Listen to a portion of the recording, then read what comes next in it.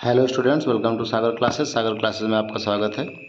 Students, आज के इस वीडियो के माध्यम से हम लोग सीखेंगे यूपी बोर्ड क्लास 10th में जो सब्जेक्ट आता है सोशल साइंस। इस सोशल साइंस का एक सेक्शन है इकोनॉमिक्स, अर्थशास्त्र, और इसी के चैप्टर सेकंड के बारे में आज हम लोग इसके सॉल्यूशन को डिस्कस करेंगे। और चैप्टर का नाम क्या है? सेक्टर्स ऑफ इंडियन इकोनॉमी, यानी भारतीय अर्थव्यवस्था के जो क्षेत्रक हैं यानी सेक्टर्स हैं, उन्हीं के बारे में हम लोग डिस्कस करेंगे। तो सबसे पहले इस चैप्टर को हमने 3 भागों में डिवाइड कर लिया है, जिसमें से पहले मल्टीपल चॉइस क्वेश्चंस को जो है हम लोग डिस्कस करेंगे, फिर इसके बाद शॉर्ट आंसर्स और फिर उसके बाद डिटेल आंसर्स। तो सबसे पहले मल्टीपल चॉइस क्वेश्चन से स्टार्टिंग करते हैं। और मल्टीपल चॉइस का जो फर्स्ट क्वेश्चन आता है, ये फर्स्ट क्वेश्चन समझते हैं क्या है। The activities related to the extraction and production of natural resources are included in the. देखिए, जो एक्सट्रैक्शन होता है जिसको कर्षण कहते हैं, कर्षण का मतलब होता है कृषि का कार्य, ठीक है। अब प्रोडक्शन ऑफ नेचुरल रिसोर्सेज, जो प्राकृतिक संसाधन हैं उनका उत्पादन, ठीक है। तो ये प्राकृतिक के बारे में मैंने आपको पहले ही बताया था कि जो नेचुरल चीज़ें आती हैं वो प्राइमरी सेक्टर में आती हैं। तो इसका जो हमारा करेक्ट आंसर हो जाएगा वो प्राइमरी सेक्टर हो जाएगा, ठीक है। नेक्स्ट क्वेश्चन नंबर सेकंड की बात कर लेते हैं। सेकंड क्वेश्चन क्या, देखिए सेकंड क्वेश्चन है which of the following belongs to the primary sector. Primary sector से कौन सी चीज़ इसमें बिलोंग करती है? तो पहला banking, farming, transport, manufacturing.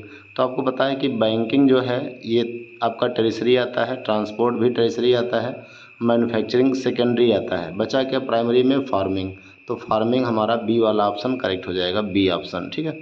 Next question number third की बात कर लेते हैं। थर्ड क्वेश्चन क्या, देखिए manufacturing of cloth comes under the. देखो, मैन्युफैक्चरिंग ऑफ क्लॉथ, कपड़ों का जो विनिर्माण होता है ये कौन से सेक्टर में आता है? तो देखो, मैन्युफैक्चरिंग की बात जहाँ कहीं भी आ जाएगी वो सेकेंडरी सेक्टर होगा।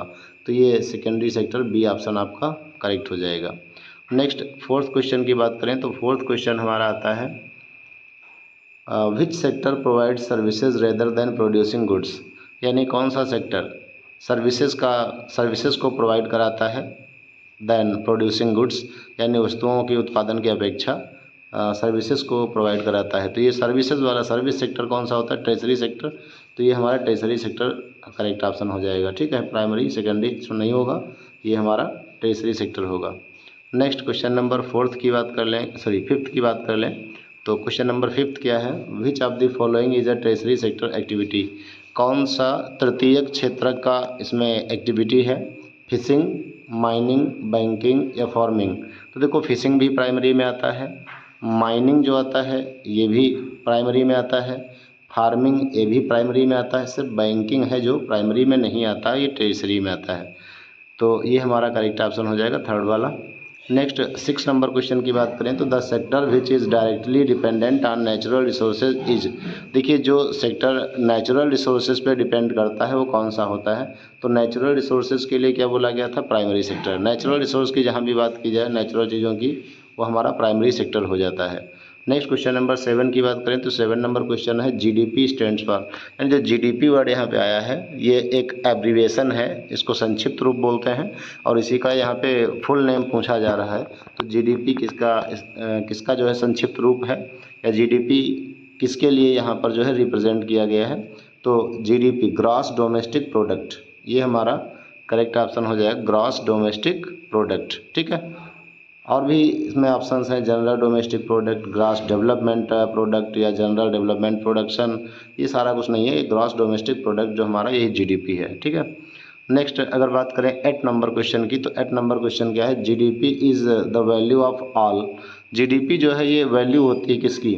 तो उन ऑल मतलब उन सभी गुड्स की और सर्विसेज की, यानी जो फाइनल गुड्स होती हैं, जो अंत में चीज़ें तैयार होती हैं उनकी, और सर्विसेज की, जो भी इनकी वैल्यू लगाई जाती है, ठीक है। ये वैल्यू ही क्या कही जाती है? जीडीपी कही जाती है, ठीक है। नेक्स्ट क्वेश्चन नंबर 9 की बात करें तो 9 नंबर क्वेश्चन है the sector that has become the largest producing sector in India is. Bharat में जो सबसे ज़्यादा प्रोड्यूसिंग जो है सेक्टर है वो कौन सा है? सबसे बड़ा प्रोड्यूसिंग सेक्टर।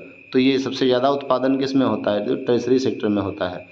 देखिए, चीज़ें प्राइमरी सेक्टर में प्रोड्यूस होती हैं, सेकेंडरी में भी प्रोड्यूस होती हैं, लेकिन जो टर्शरी में होता है इनका जो है देखा जाए तो वैल्यू सबसे ज़्यादा होता है।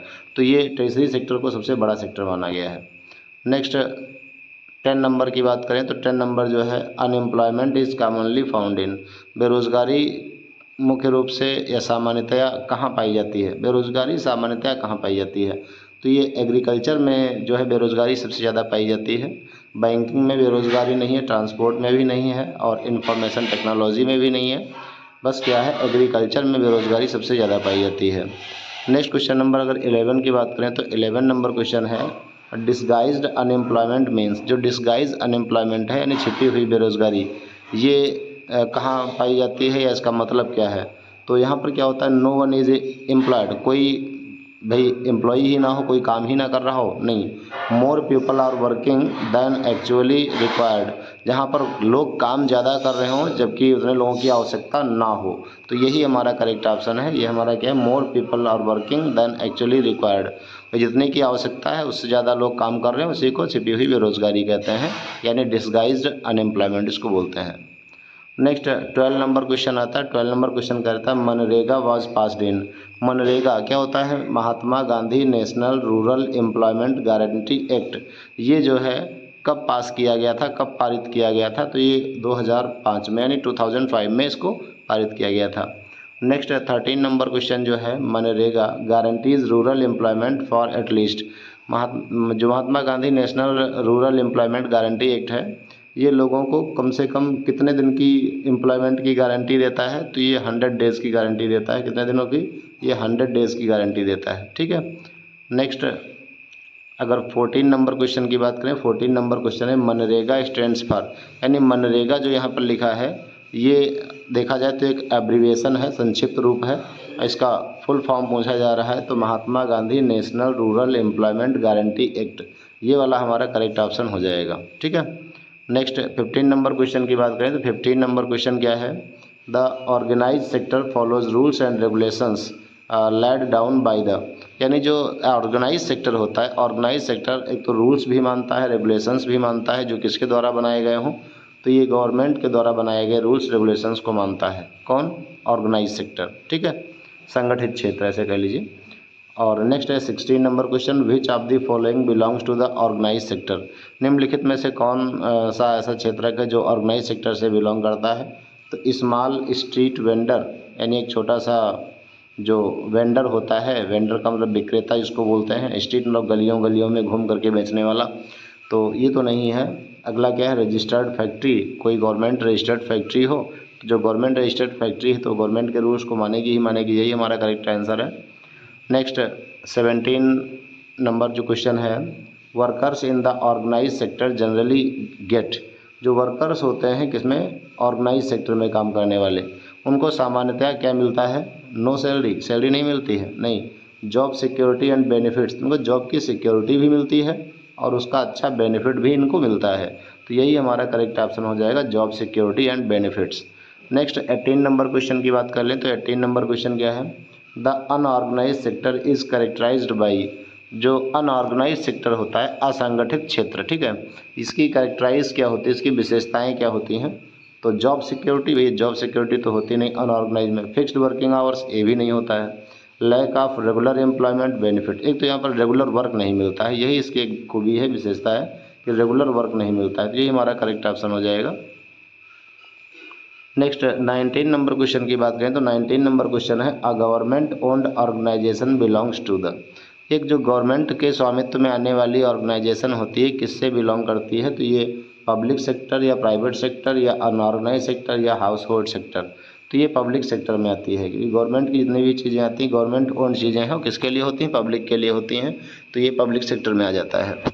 नेक्स्ट अगर 20 नंबर क्वेश्चन की बात करें तो 20 नंबर क्वेश्चन क्या है, Indian railway is an example of, Indian railway भारतीय रेल, ये किसका जो एग्जाम्पल है, तो ये पब्लिक सेक्टर का एग्जाम्पल है, क्योंकि भारतीय रेल जो है सभी लोगों के द्वारा चलाई जा रही है, तो ये पब्लिक सेक्टर में आ जाएगा और गवर्नमेंट का इसके ऊपर अधिकार है, तो ये गवर्नमेंट के अधिकार वाली जितनी भी चीज़ें आती हैं किस में आती हैं, ये पब्लिक सेक्टर में आती हैं।